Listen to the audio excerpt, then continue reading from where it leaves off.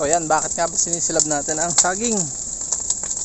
Para ho wala tayo paligoy-ligoy, ano?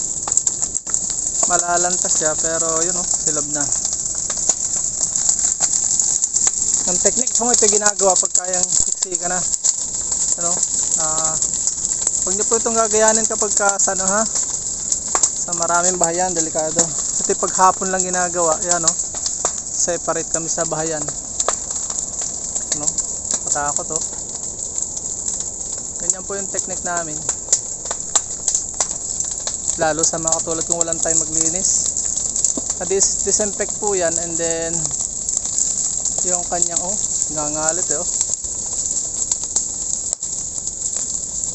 yung kanyang abo ay abono din. Sabi yung nakakapangilabot na technique sa saging. Madalang po ang gumagawa nito pagka yung ganyan lang nakalimutan mong linisan, medyo tinatamad ka maglinis, puputulan mo yan, babawasan mo sa saba.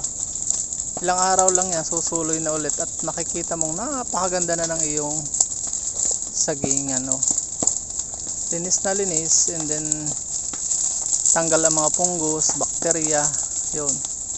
Wala kang lasong ginamit, kaya nga lang yung disadvantage niya, madidelay ng konti, pero lagunos niya sa sunod. At iwas ka sa sunog, iwas mga kagre, huwag nyo gagawin yan. Ulitin ko po, huwag nyo gagawin yan kapag may bahay na katabi.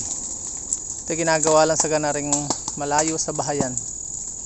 So ayun may lingas pa dun gaganda po yan. Babawasan ko yung mga puno para madali na kasi magkasakit ngayon ng saging.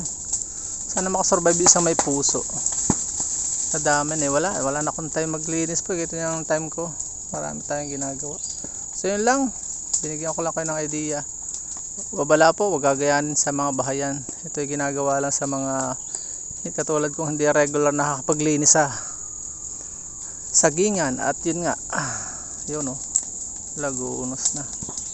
Huwag sanang makarevive sana yung puso. Bago pa naman nalabas, may tara pa. Yun lang, maraming salamat. Madali na maglinis to ngayon. Sa isang araw pag umulan to, pwede nang tabasan. Paalam and God bless.